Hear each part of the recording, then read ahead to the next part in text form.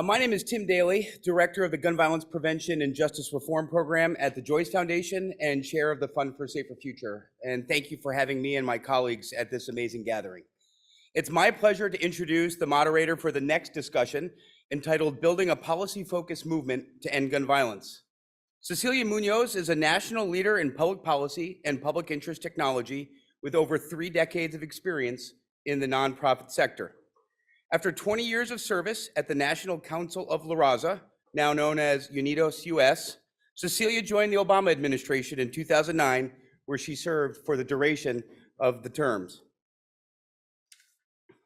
In addition to being a trustee at my home institution, the Joyce Foundation, Cecilia currently is a trustee at the Kresge and MacArthur Foundations, while also serving on the boards of several nonprofit organizations, including New America, Protect Democracy, and Civic Nation, among several others. Please join me in welcoming a true public servant and champion for community violence intervention strategies to lead our next discussion, Cecilia Munoz.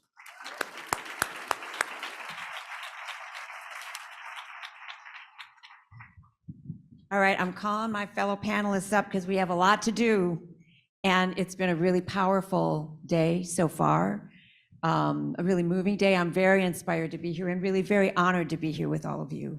And we've had a great setup to help us think about public policy. You've seen a lot of the harm that public policy has done to communities. We are living with the results of that harm every day. But I also want to share with you how much hope policy can create and how much power we have to influence it. And that is the thing I most want you to hear and understand. And I say this as someone who's been a policymaker my whole career, either at a community organization influencing policy from my experience in my own community, to my work in government in the Obama administration, where I saw the potential and we were able to realize some of the potential, but there's so much more to do. And what I hope you can hear and feel today and at this conference, at the previous conference, with our colleagues and friends at the Justice Department, how extraordinary it is that we have a Justice Department that's doing some listening and that is recognizing how important the give and take is, how important it is to learn from and understand the experience of people in community who are doing this work. We have great people working in government, and when there are great people working in government, a lot is possible. But I will also say, and the people I worked with in government are some of the best I've ever known. Very frequently, we don't have the same lived experience that we need in order to do our jobs well. Very frequently, we don't have the same community experience that we need in order to do our jobs well. And that's why partnerships and listening are so incredibly important if we're going to make good public policy. So please understand that if we are going to move forward in the way that all of you know we need to move forward, because that's why you're here, you need to be policymakers, and you need to recognize how much you know and how much you bring to it. It is essential, if policymakers are going to get it right, that you be driving. And so we're going to talk a little bit about that today. I have an amazing group of panelists. I'm going to ask them to introduce themselves just for a minute or two, quick thumbnail on who you are and what you're bringing to this work. And I will start with you. Perfect. Hi, everyone. I'm so honored to be here, so humbled to be here. My name is Shakira Diaz. I am the Chief of Federal Advocacy for the Alliance for Safety and Justice. I am from Cleveland by way of the Dominican Republic. I am a mother. I'm a survivor. I have had these very, these encounters that really shaped my life based on the violence, neglect that I personally experienced or witnessed and saw in my community. I am also a former educator. So I come to this work from a number of different perspectives.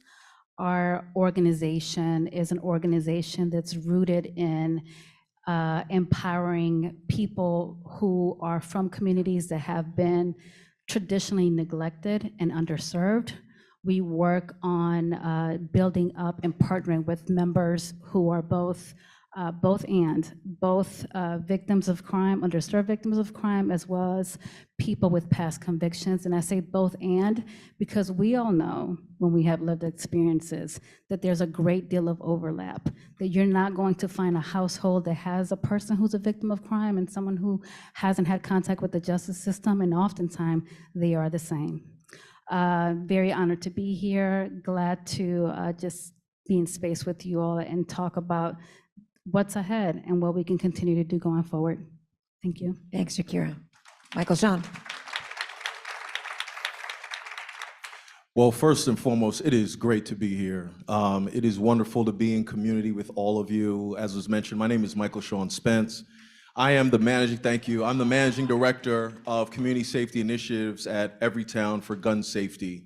I've had the honor of building and developing this program, the first ever effort by Everytown in support of community-based efforts to reduce gun violence, and I'm very proud of that.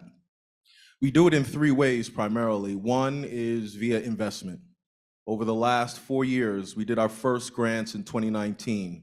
We've delivered grants to 119 CVI orgs across 68 cities to the tune of $11.3 million. That was accomplished solely in partnership with many of you in the building. Dr. Bugs, I saw Marcus McAllister with that jacket. I need that jacket, bro. There he goes. Yeah, show it to the people. Dr. Tillman, Anthony Smith, Amber Goodwin, Ann Marks, Dr. Roman, so many folks who are on our advisory board supported the direction and the strategy behind the program.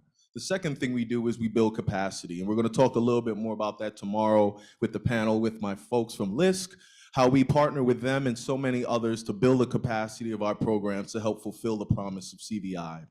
Lastly, we advocate alongside them and on their behalf to help unlock the billions of dollars, the historic investment that has been made over the last few years. A little bit more about myself. I bring about 17 years of experience in public safety. I started out as a prosecutor in New York City before I joined the Division of Criminal Justice Services. Damon is in the building, where I did policy work on behalf of New York State for a few years before joining Everytown. It is truly a pleasure to be here. Thank you. Paul. Hello, everyone. My name is Paul Carrillo. I'm the Vice President of the Gifford Center for Violence Intervention. I grew up in South Los Angeles. My grandmother moved to Watts 4 years before the Watts riots. All of my dad's side of the family, aunts, uncles, cousins, everybody was gang affiliated. In and out of jail, drugs, guns, violence, etc. That was the norm, unfortunately, for myself and pretty much any black and brown child growing up in South Los Angeles. I didn't like my father's lifestyle. I saw what his gang, what his neighborhood did to the family, but I reached an age where I felt like I had no other choice. And so I joined the gang myself. Got into some trouble in and out of juvenile hall, and at the age of 18, I was arrested for a homicide. I fought a murder case for 11 months and 3 weeks, a homicide that I had nothing to do with. The officers who arrested me literally called their supervisor and said, "Are we gonna let him go or are we gonna charge him? We know he didn't do it, but maybe he'll tell us something." And he said, "No, go ahead and book him for premeditated murder." Got into a little bit more trouble after that. I beat my case. Like I said, I was 10 of 10 to pick my jury. Case was dismissed, actually. I didn't beat it, but I technically could say I beat it. But,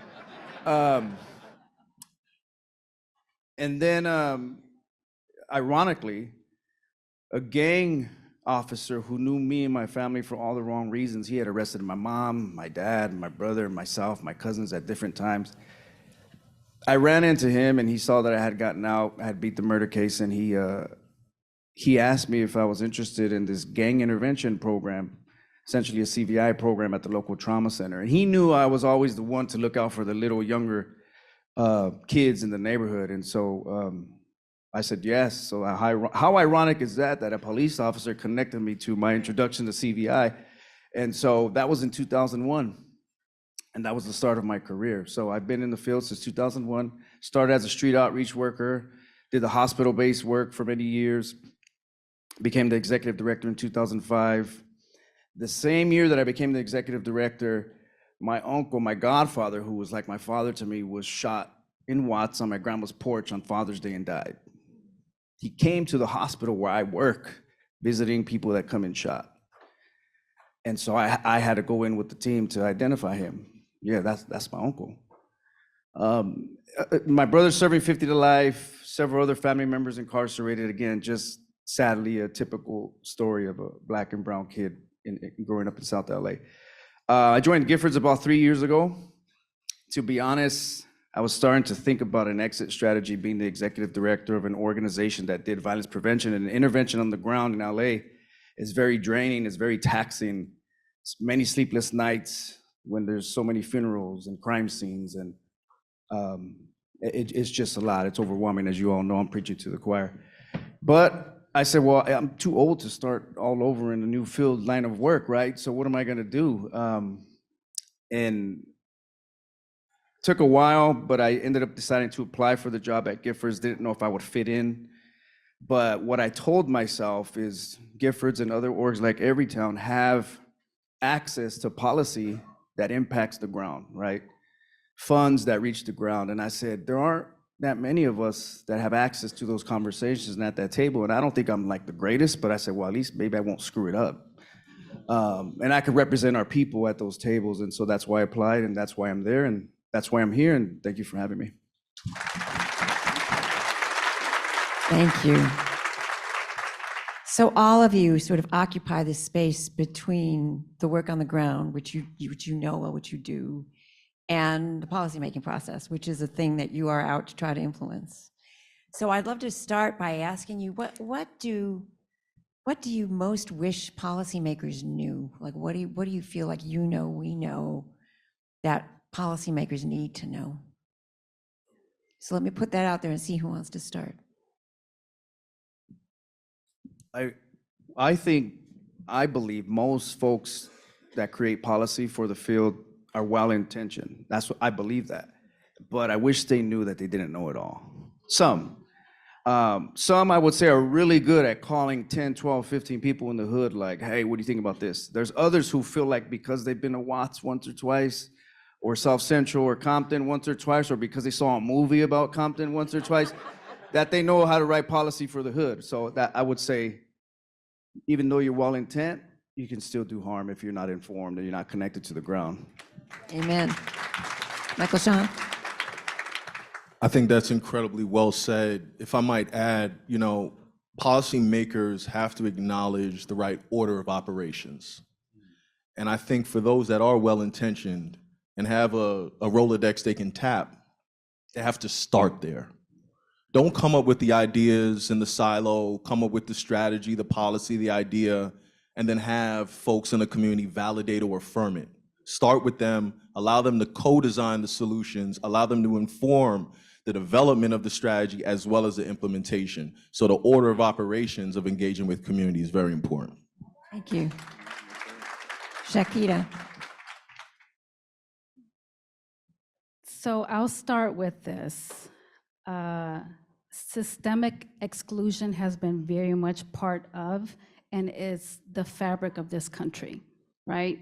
Systemic exclusion to the point of there are certain people who have traditionally been excluded from even their identity as human beings. So I think that starting with this understanding that we are all human beings, that the people and community have subject matter expertise, have been moving mountains to enact safety within communities with very limited resources, are a resource in and of themselves.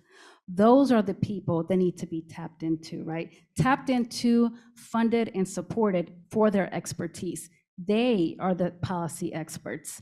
And that starts first with acknowledging their humanity, right?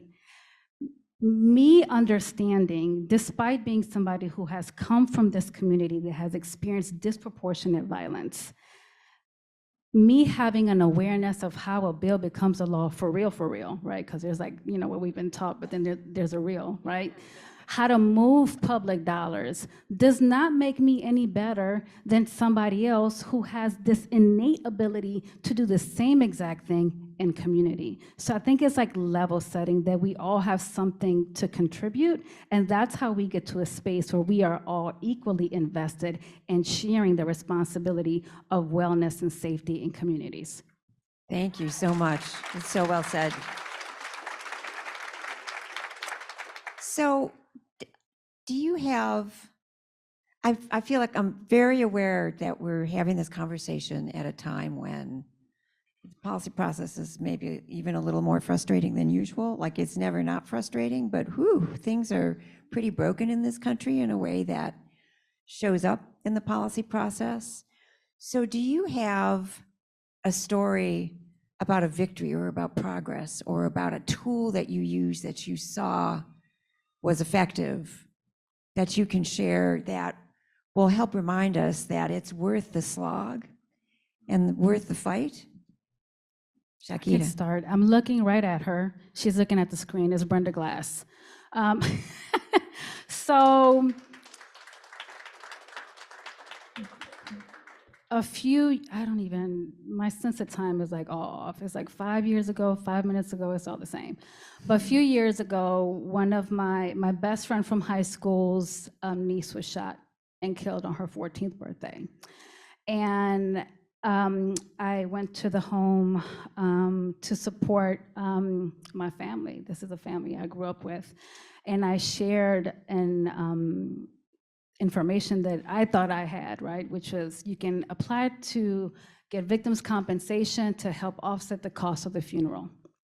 And I gave this application to my little sister, who's the mother of the little girl who was shot and killed on her 14th birthday, who I remember her birth. And the next day I go back to the home, and her mother says, Shakira, that application asks if I had a felony conviction or if my daughter had a felony conviction. And it was this moment where I felt frozen, and I felt like the entire neighborhood was like spinning around me. Because while this was a neighborhood that, you know, was very much part of my life, and I had been working in like, you know, changing laws and collateral sanctions, it never occurred to me that a past conviction would follow somebody in their death. It never occurred to me that a past conviction would exclude somebody from getting support and a family from getting support at their most vulnerable moment. And it was a lesson for me in that the strength of women who are in this space, who in her worst moment said to me, Shakira, they're excluding people based on a conviction. This woman just lost her child.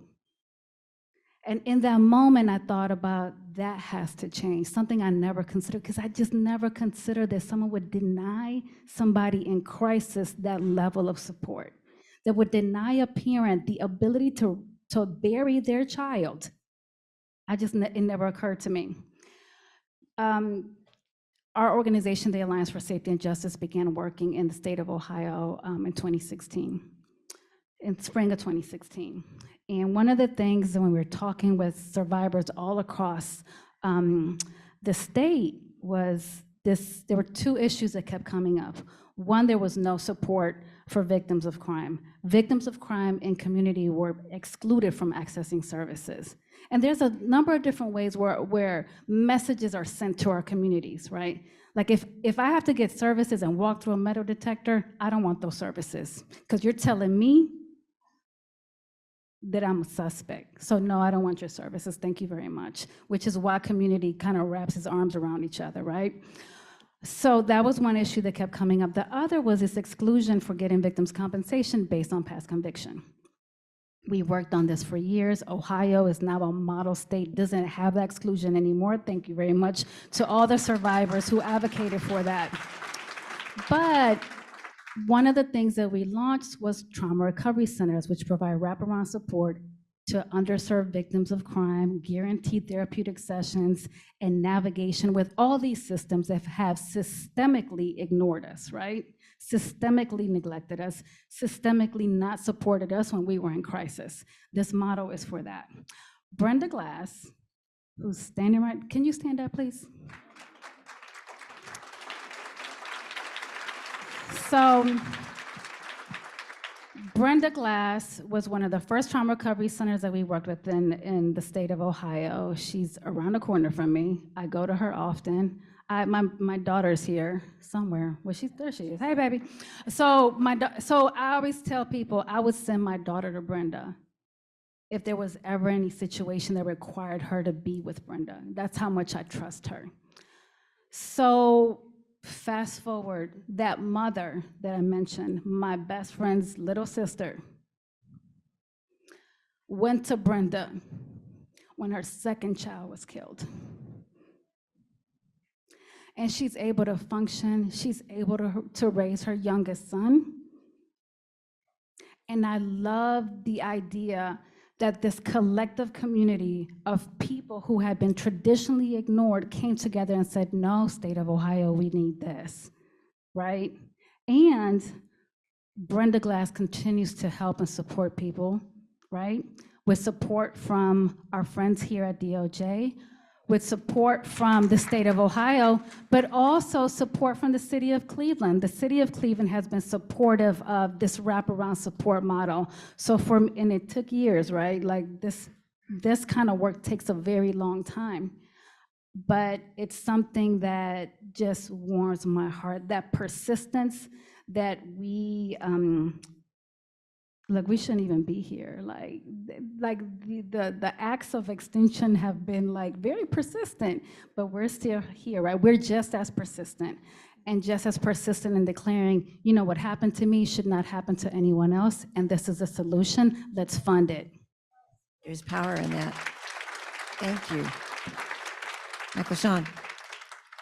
The story you just said is one moving, but it's also very relevant to the efforts that are underway right now, right? There's a proposed rule change for VOCA. Comments are open until 11:59 tonight. And that is a result of advocacy by organizations like yours, Giffords, so many on the local level, every town, that recognize those structural barriers that were baked into VOCA. Not only the exclusion of those with criminal record, previously the requirement of cooperation with law enforcement, specific medical services that were excluded, particularly dental services. So we know that that is an incredible resource and that there are incredible structural barriers that prevent the most vulnerable and high-risk individuals who need that support to have more positive life outcomes. So I really appreciate you mentioning that.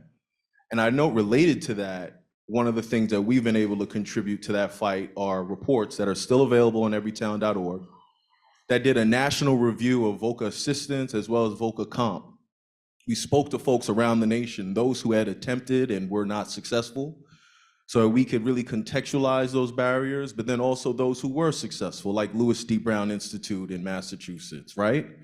And learning how they were able to navigate those barriers so that we can now build the capacity of others. So that's one piece. But I want to take a step back, because earlier I talked about the success of the grant program at Everytown, and I want to be clear, it was hard fought.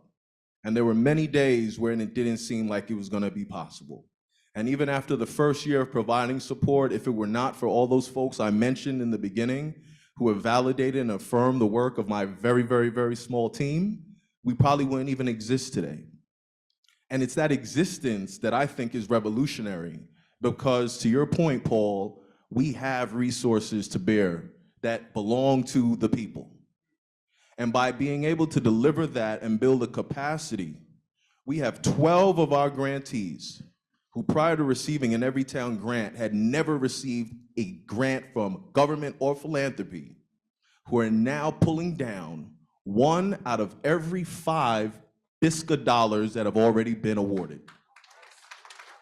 That's revolutionary, because these are programs, one, who may not have been aware of it. If they were, they may not have been confident to apply. If they were planning to apply, may not have had the support to do it successfully. So that's one of the things we've been able to support. Another thing is, we look at New York State and California frequently as models. And I had the unique opportunity to work with the GIVE initiative, Gun Involved Violence Elimination Initiative, in New York State for 3 years. In those 3 years, there was a 15% decline across all gun-related incidents across 17 counties. And when I came to Everytown, it surprised me that folks weren't really aware of the initiative, what it was comprised of, or the need for more investment. Since then, in 2018 to now, that investment has tripled. It's gone from 11 million to 36 million, and this year's budget proposes another $300 million. 35 million for GIVE, 25 for street outreach workers, another 85 for youth employment, and additional dollars. They were at 11 million in 2018. We've seen the same change in California, where CalVIP has more than tripled due to a coalition-based advocacy strategy. And that's what we're seeing across the nation. Additionally, we're seeing innovative funding streams. We're seeing AB 28 pass in California, right? Now we have an ammunition tax. We had R3 pass here in Illinois. We have marijuana tax. We see Medicaid expansion passing in New York and in Connecticut and other states. Implementation still needs to be sorted out, but the future is bright. And I want to make sure that we all walk away knowing that the progress is also happening at the hyper-local level, and that's solely due to the work of all of you. You heard General Garland say it yesterday. If not for the efforts of CVI orgs, the reversal we've seen over the last year and a half probably would not have happened. And not only is it due to the work of CVI orgs individually, but when we join together and build our collective power. Before we all got up here, we heard briefly about the decades, centuries of deliberate policy decisions that have created the communities in which violence can thrive. 2 weeks ago, I had the opportunity to go to one of those cities that's been in the throes of that. And I know we heard from folks from Newark a little bit earlier. In 2023, Newark logged 43 homicides, their lowest homicide total in 63 years. Since 1960, and their Office of Violence Prevention is housed in the same police precinct that was the center of the 1967 riots, following the white flight, following all of the individuals who had disinvested in those communities. And it's with the work of the Brick City Peace Collective, a consortium of 16 orgs, their affiliate group, Newark Community Street Team. I know I saw Keela in here somewhere, that are able to support Mayor Baraka and his Office of Violence Prevention, not only devising and co-designing a comprehensive strategy, but implementing it with community at the head of the table. And that sort of success is not unique. We're seeing it in Newark, but we're seeing it in cities across the nation where leadership is understanding to have a truly comprehensive strategy. We must have CVI, we must have community at the table, and it's working. Thank you. Paul. Yeah, on that note, how many of our national leaders that organized the Fund Peace initiative are here? Please stand up if you're here. Chico, Eddie, who else was a part of that Fund Peace push? Marcus, folks. Okay, let's give these folks a hand real quick. Shawnee, that's right. Thank you. So in my opinion, a lot of the progress that we've made up until today would not be a reality without these folks here. Tremendous hours and advocacy and stress and tears and arguments, and so tremendous credit to those national leaders that led that push, and the rest of us were like behind, saying we got you. Around that time, I sat and had lunch with Melvin and Fernando, and we were talking about like how awesome these folks are with the Fund Peace initiative, and like where do we fit in? Like what can we do, right? We're just in LA. We don't really have a national presence. And we asked ourselves, are we hearing enough from the workers, right? Funding is great. We need the funding. Don't get me wrong. Like we don't have a workforce without funding. And we said, well, how do we capture the voice and the needs of the frontline workers? So that led to a project called On the Front Lines. We made a few calls. We had to move quick. And what we did was we created a survey. I can't remember how many questions it had, but it had the ACEs survey was included in that, the Kessler 6 was included in that, essentially to try to gauge their health and wellness, ask them questions about their compensation, how much they're paid, the benefit packages they receive, life insurance, how long they've been working, exposure to trauma, compassion fatigue, et cetera, et cetera, et cetera.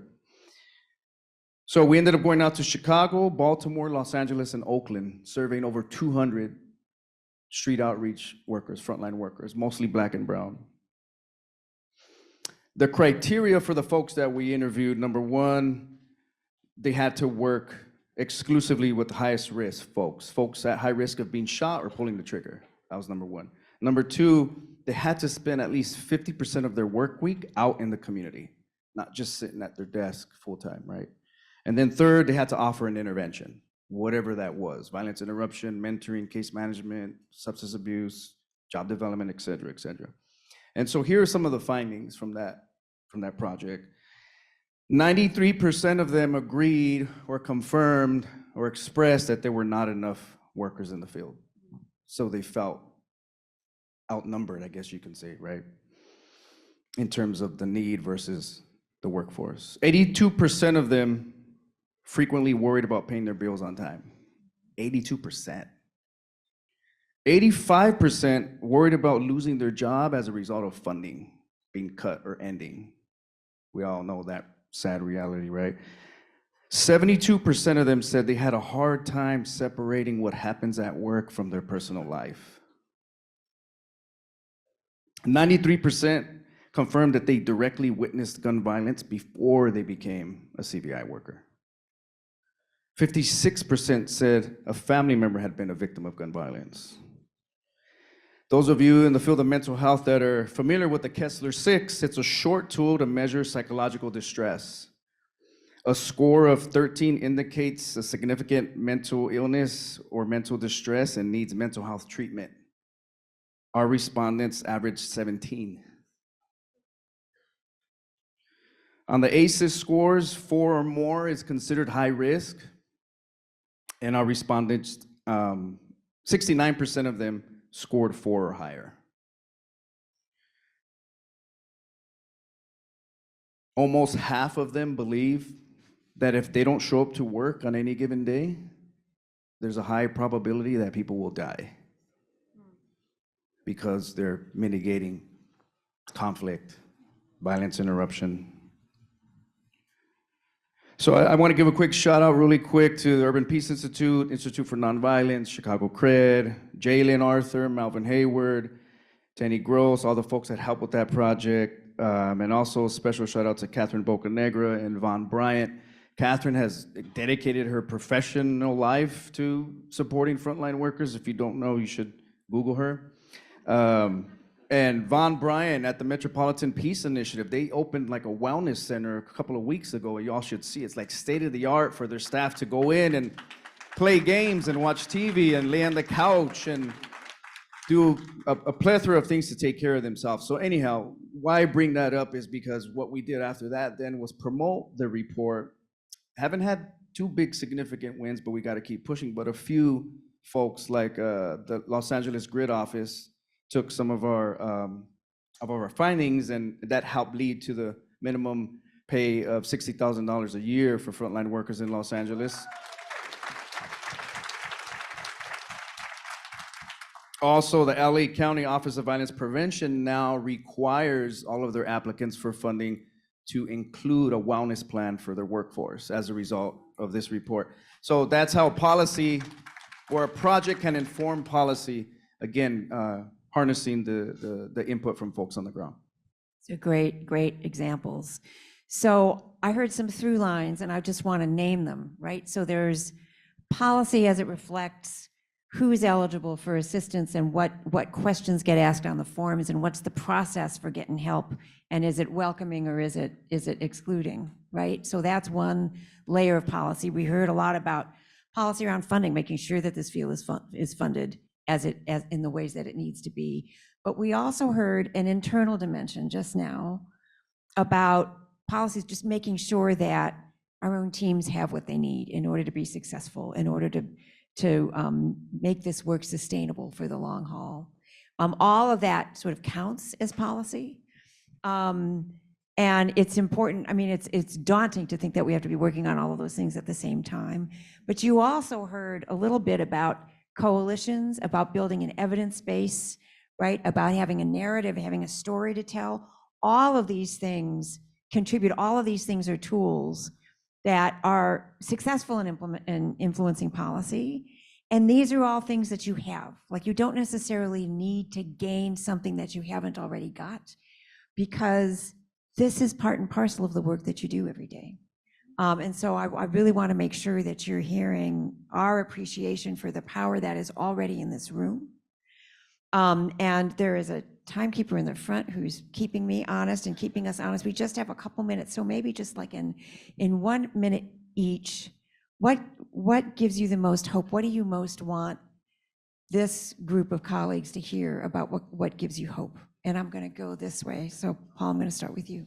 Honestly, what gives me hope is seeing Eddie Bocanegra sitting there at the table with the administrators and leaders at the Department of Justice. Like, who would ever thought that we would see, I'm dead serious, that would see someone like one of our people sitting at the table with the Department of Justice supporting the work that we all do.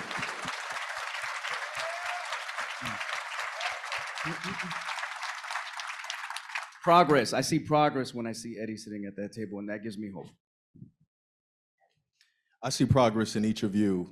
You may be tired of hearing that, but you guys truly are core components to a comprehensive strategy to reducing gun violence. All of the progress we've achieved over the last year would not have been achieved without each of you, and I'm hopeful for the future. I'm hopeful we'll be able to extend that lifeline via BISCA and ARPA beyond 2024, so we can sustain the investment in these programs, if not scale it, so we can get to more people and places in need. Thank you. Shakira.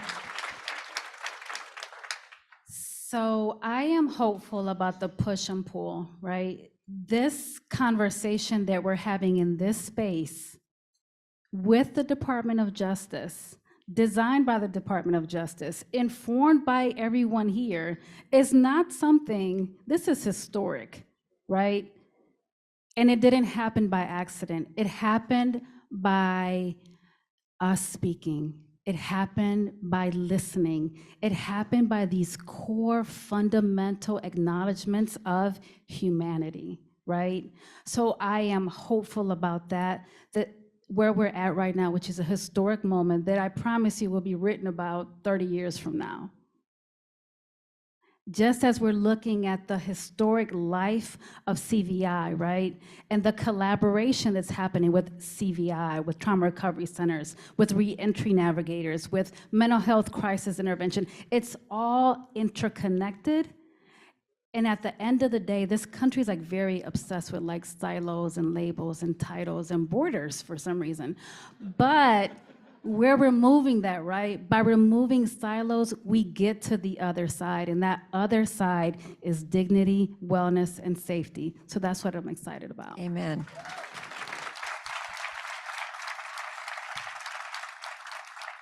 I'm going to take advantage of the privilege of being moderator to have the last word on this, and that is to just say that I've learned over the course of a lot of years doing policy work that no problem is intractable. Everything that we get bombarded with on the news and in the political sphere over and over, that is kind of designed to make us believe that there are problems that just can't be fixed. There is no intractable problem. But we forget, and the policy process forgets, and the broad public dialogue forgets, that the way to solve problems starts in community, starts with us, starts in neighborhoods, starts with good people watching out for their neighbors. And quite literally, that is the place where the solutions start. And you all are not just evidence of that, you are practitioners of that. And you are, in many ways, quietly solving what the country feels like is one of its most intractable problems. And so when it gets hard or when you get frustrated, don't forget just how powerful this group is, just how powerful this work is, and especially how powerful we all are together. Thank you, and let's please a round of applause for this amazing panel. Thank you all so much.